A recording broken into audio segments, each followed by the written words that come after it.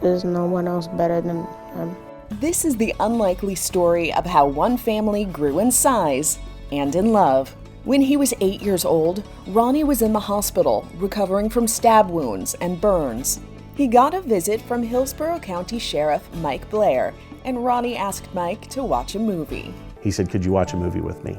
And I said, "No, I can't. I gotta go back to work." But he promised Ronnie he would return. And so I called my wife, and we were planning to go on a date night that night. And I said, "Hey, instead of doing date night, do you mind if we go watch a movie with this kid?" I had already known that I would want to take Ronnie home with us starting that night. 5 months later, the Blair family grew from 7 to 8 when Mike and Danielle adopted Ronnie. Despite the happy ending, this family met through a tragic situation. Part of little Ronnie's story has already made headlines.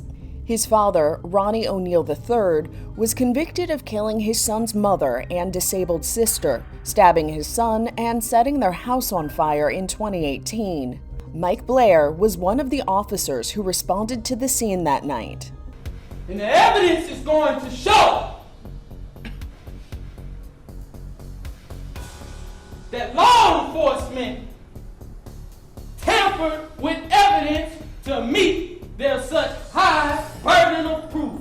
Earlier this year, O'Neal III chose to represent himself in court, including questioning his son, who testified against him. He was sentenced to 3 life terms plus 60 years in prison.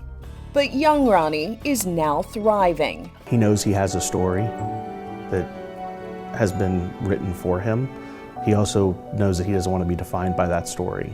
And even with a new caring family, Ronnie remembers his biological mother and sister with love. She was nice, pushed me on a swing, made me some good wings, made me all type of food, and she was just a good mom. My sister, she couldn't talk, but she still could